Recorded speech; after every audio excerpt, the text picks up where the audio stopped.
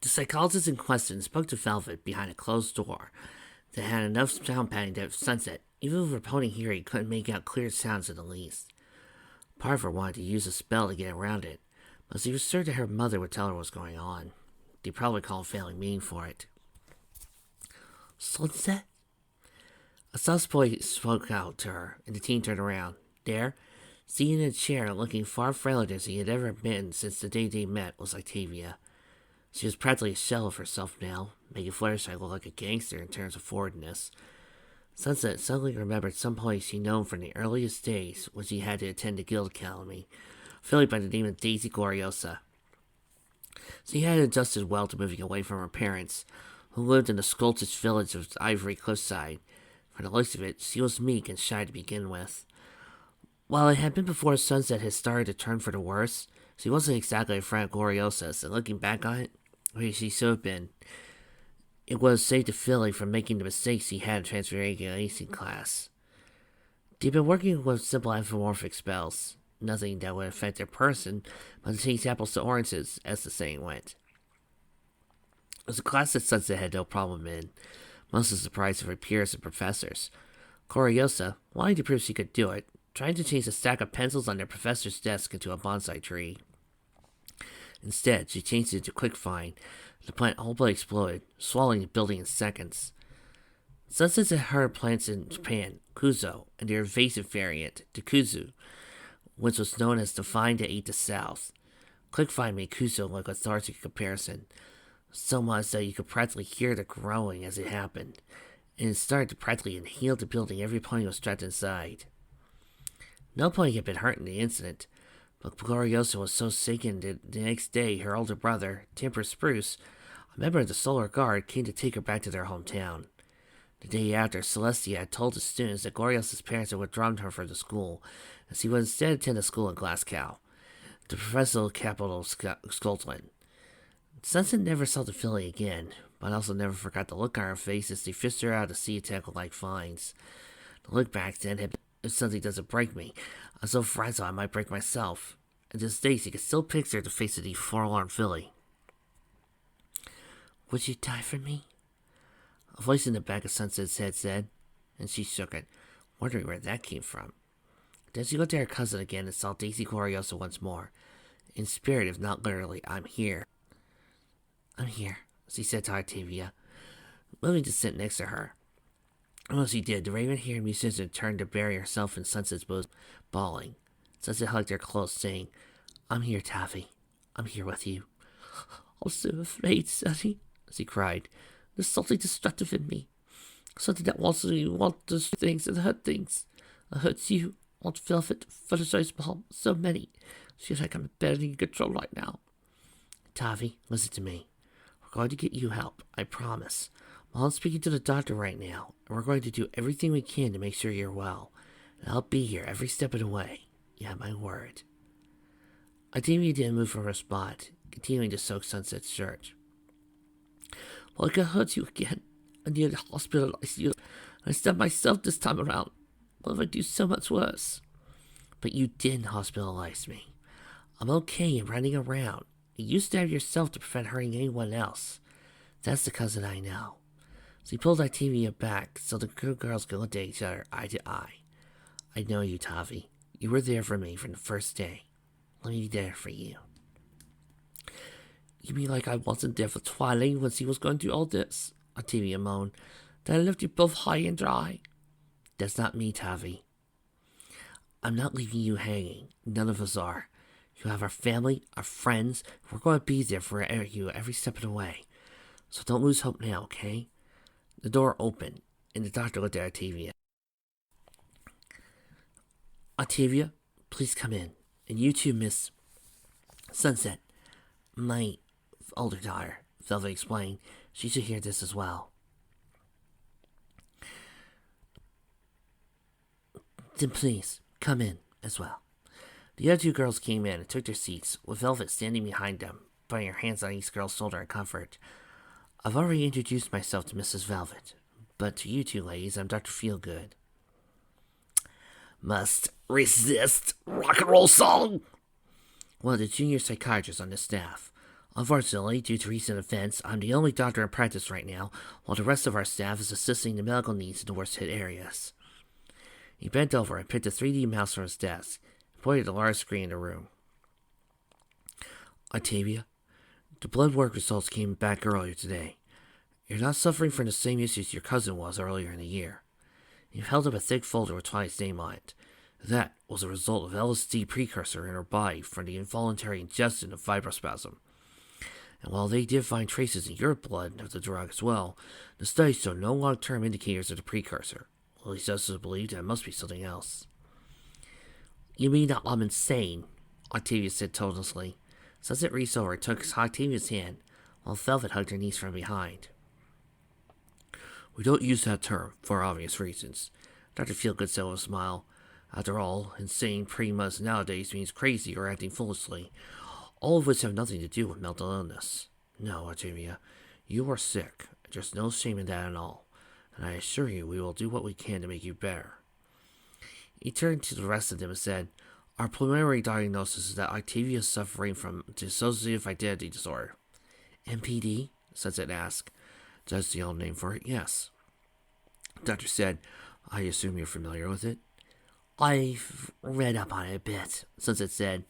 She had in the days after her possession, if only to make sure it wasn't the deepest part of herself that had come out, as she had taken over by some sort of malevolent spirit. To this day, she wasn't really sure, though she assumed that had been the case. Everything she found on Earth pointed it was more common for people to be possessed than it was for them to become demons in their own right. Never made the fear go away, however. Looking to Octavia, Feelgood explained, multiple personality disorder, like the name before it, split personality disorder, doesn't really count what's going on. And I know that there's an old movie about the Sybil case, and that TV show on cable, The United States of Turnip, but the first was a case of the days when almost nothing was known about this malady, and the latter was pure fiction. Even the earliest known cases have been reported more in fiction than reality. But the truth is much different, Octavia. How? Octavia wants to kill my family, if not worse. So you remember vaguely that she, no, Medley, tried to seduce her uncle, and Octavia shivered at the thought. The man was like a father to her, and Medley... She closed her eyes as hard as she could, squeezing her hands tightly till she could feel her grip crossing Sunset's fingers. Sorry, she said. Sunset pulled her fingers back, wincing. I'll be okay, Toffee, Sunset said. Please, Doctor, continue. Velvet said, I don't think that's the case. From what your aunt told me, you have a very conflicted relationship with your parents, and your grandmother is trying to orchestrate conflict between you and your namesake cousins, just as she has done with her daughters. Am I right? Octavia nodded and Feelgood smiled. You're not the only one who's had that sort of issue, you see. I was just reading in one of the medical journals about a boy in the UK with a similar case. They called him Kid A. He was the son of a nobleman whose father had passed away, and their mother, sadly, was putting her sons against her, each other to see who would take care of her in dotage. Kid A apparently snapped and created a second pseudo-self that the journal referred to as Kid B. Kid A was a bright, conscientious, and talented kid. Kid B, while not exactly a hoodlum, had much looser morals, drank, and got into fights. The whole thing came to a head when Kid A's girlfriend saw his practices change, and instead of leaving him when he did something foolish, worked to get him help. The end of it is that with the right treatment and counseling, Kid A was cured, and while the journal didn't see whether or not he inherited his father's estate, I believe he got something far more out of it. Peace of mind. As my discussion with your aunt has revealed, your life has always been turbulent, and in many ways preordained. Even with the impending adoption of the young lady here, you feel as your place is being cut away from the family you were raised with. And even though you know that's not the case, your parents are on the other side of the world, and you feel abandoned. And your grandmother has not been the nurturing matron that she should be, but instead an enemy trying to drive the wedge into her family, am I correct?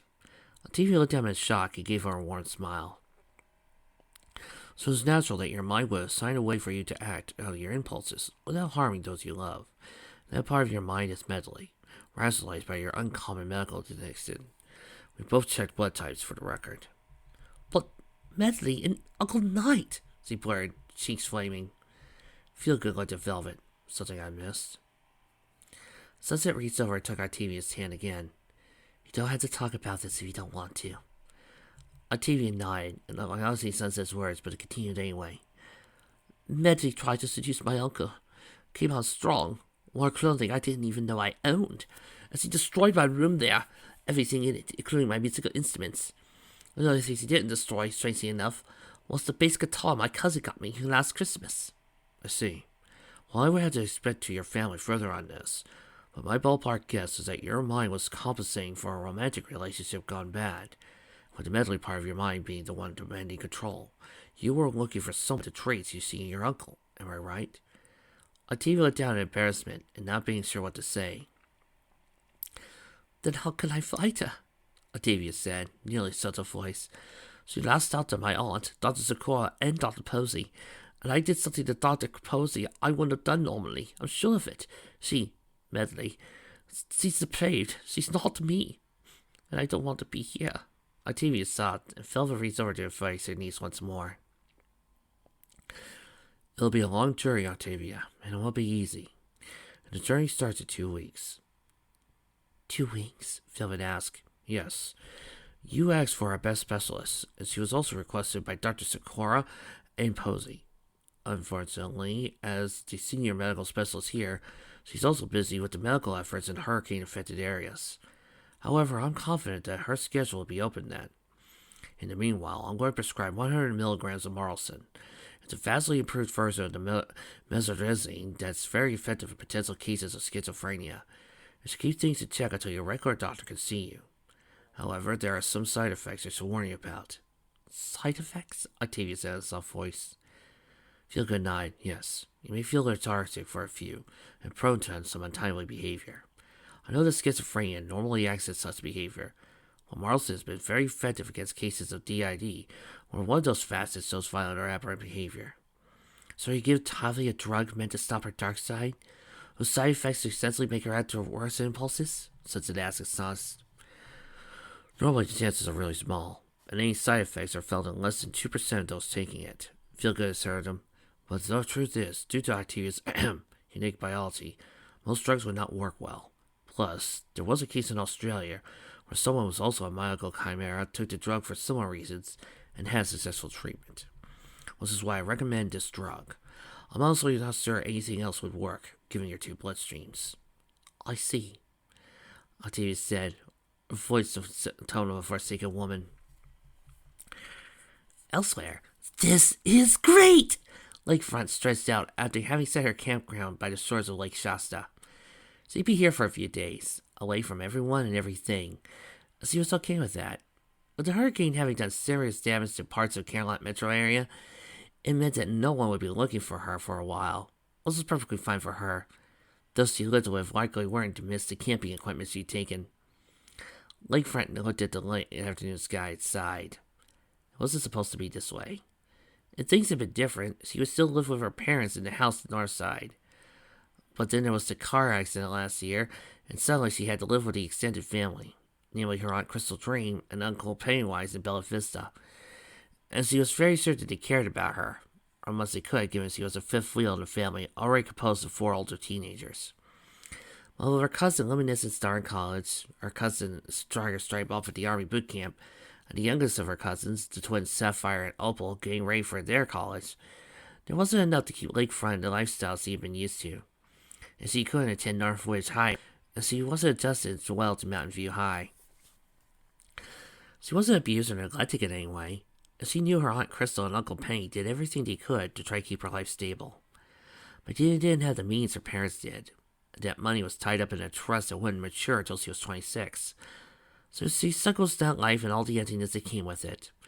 Even so, her cult best friends at her old school, Coriander and Brightstreak, no longer had time for her. And the people at her new school thought she was stuck up. They even called her Sunset Simmer, whatever that was supposed to mean. But here, Lakefront could commune with nature. She loved nature a lot. She inherited her love of the outdoors from her father, Blue Ocean, and her love of artistry from her mother, Natural Tone. Out here, she could paint the outdoors, create and enjoy the world for what it was. At least until her aunt and uncle got back from visiting Luminescent over in North Carolina. She giggled. Who knows?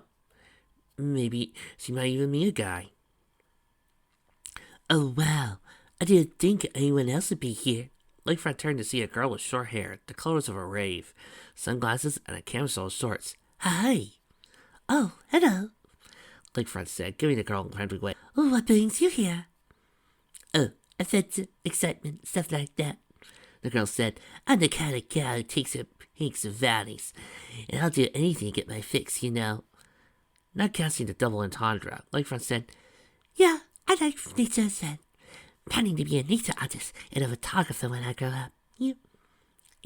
Probably a porn star, the other girl said with a laugh. Lakefront thought it was an odd joke, but she guessed from the way the other girl was laughing. It was a private in-joke she said out loud. Well, I was just about to get a campfire started and cook some hot dogs. You want to join me? You brought some stuff? Yeah, it's back in my car. Just a quarter mile off, but I'll go before the sun sets. Appreciate the view I have now. Lakefront smiled. This girl totally understood her. It was a shame, because he never contacted with anyone else into it before. Too bad she's a girl. Seems like she's a total boyfriend material otherwise. Anyway, nice to meet you, Lakefront girl said, extending a hand. The girl raised her shook. Many chance, you know what? What? You're mine! From a distance, Carazone burst, set down the binoculars, and looked away in disgust, ignoring the screams for help in the distance. Well, else you gonna let her do that, Alta? Sitting from a rental hut or the car, and reading from a tablet, Contralto sighed. Want to deal with, oh, Kenzie, I haven't fucked in 30 whole seconds. Please find me someone to fuck, please. Personally, I'll just let her work out her urges on that girl. Besides, from what the prince said, so long as it's not heterosexual sex, it doesn't count towards the fertility factor. You know, that's sick as shit, Kennison said. Don't put up with much, but this is the limit of what I'm willing to put up with. Alto reached over and grabbed Console's binoculars and looked through them. Well, I was not aware she'd go that far, the white teen muttered. She then down binoculars and said, Truthfully, me neither. But Med's one of us, quicks and all. We'll have to put up with this until tomorrow, before we get some much-needed R&R. But this? Fuck! Alto's like birds are parentally in heat nowadays. Like she's got some goddamn bits looking for her next crew. Well, I'm not in the mood to deal with it, Carl said. You want supper? You can go out there yourself. That's not blame me when it gets to a threesome. Constable watched Sans binoculars in a fake distance. A girl with bright hair threw another one into the tent. For the looks of it, the girl was unconscious. The fakes, she muttered. I'm not that stupid. I'm not hungry. Meanwhile, back on Octavia. Sunset watched as Octavia walked upstairs, ghost-like, towards her battered bedroom. Do you want me to bring you something later? Sunset asked her cousin. No, I just want you to... Octavia never finished the sentence, instead continued walking the stairs. Tavi, nothing's going to happen. I trust you, Sunset said. You won't hurt me. You're right. I won't hurt you, Sonny. But I'm afraid as hell that Medicine will. I want to say, Octavia walked into the room and shut the door. Watching the air Raxon, Velvet looked at her daughter and said, It's gonna be okay, Sonny. We're gonna make sure she gets well. I know, Mom. I just hate to see her like that. I know. Anyway, I think we should have a family meeting tonight, so I'm gonna order Chinese. Mugu Gai Pan, okay? Yeah, sure. Want me to let Dad know? Velvet shook her head. I want you to let Twilight know. Sunset seemed to slip even further. Mom, I'm not sure she even wants to talk to me. Sweetheart, you are the older one. You should be the bigger picture trying to make things right with her. I know Twilight's being a bit childish right now, but that's likely because of the big change that's coming in a couple of weeks. Sunset folded her arms and gave Velvet a look of disbelief. Child psychologist at work? No, just your mother, Velvet said with a smile. Sunset walked up to Twilight's room and knocked. Twilight? Not here, especially for supposed elder sisters who lie to the younger ones, Twilight shouted back through the door. Twilight, not now, please. I need to talk to you about Tavi. Twilight immediately cracked open the door. Is she okay? I'm worried about her, given that she actually loves me, unlike someone who's... Twilight, I don't have time for this, Sunset growled. We need to talk. Fine, Twilight grumbled, opening the door and inviting Sunset in. The plum-haired teen sat as far away from her sister as he could, and Sunset, taking the hint, used to see at Twilight's desk. Start talking. The next few minutes were Sunset's recollection of what happened. what Octavia was going through. As Sunset explained the horrors her cousin felt, Twilight eventually softened, hugging a pillow of worry. Sunset finished up with, and she's on 10 milligrams of Marlson for the time being, but I'm worried about the side effects. We need to keep an eye on her while we're in Maldesto. Our parents are counting on us. I'll let her know I'm there for her, Twilight said. She then told Sunset about her meeting with the other girls, leaving out the part about their confrontation. Mentioned the reservations and that she and Rainbow had worked out a sensible plan for events for the group. Thanks. I appreciate the update. I'll get out of your hair now, at least until after dinner. Sunset got out of her chair and was about to leave when Twilight spoke, her voice wavering fragile. Why did you lie to me? The younger teen asked. Worse, why are the others lying to protect you? Applejack isn't the kind of girl that lies, and even I got the feeling she was hiding something. Twilight, it's not. I began to cry. Why don't you trust me, sis? I would do anything for you, and you know that. You are my older sister ever since we met. I knew even before Mom and Dad did that you would always be a part of us. So why you keep separating yourself? Sunset looked at her sister, her own eyes stinging. Twilight, it's not that easy. So you'll tell our friends, but not our family? Because you're not ready. The words came unbidden from Sunset's mouth, and though she was just as shocked as she said them, they weren't something she could retract. Because you won't believe. What? I'm your sister, and I'm there for you. Twilight said, getting to her feet, standing on bed. I'm not afraid of what you're hiding, Sonny. Whatever it is you were abused as a child, or your siblings are... Oh, what? Siblings are child born of incest. The look of shock on Sunset's face was one to behold. Twilight, I never knew my parents. If I was one, I sure as hell don't know. Then tell me, Twilight pled. I hate that there's this thing between us, sis. That damn secret keeps you from us. It's like I'm reaching out to grab your hand, but there's this transparent wall between my hand and yours. I don't know if you're trying to get that wall down or keep it all at cost. Twilight, you just won't understand, okay? Sunset retorted. There are things that your mind just won't wrap around, Twilight, because I know you. You think there's only one way of seeing the world when there are so many others. Twilight looked off the bed and caught Sunset, nearly knocking over. Don't say that, because I don't believe it. Why do you want to keep pushing us away? How can you be my sister? Really to be my sister when you treat me like a stranger? Sunset then said something. The wrong words. Because you're too blind to see the colors of the world, Twilight.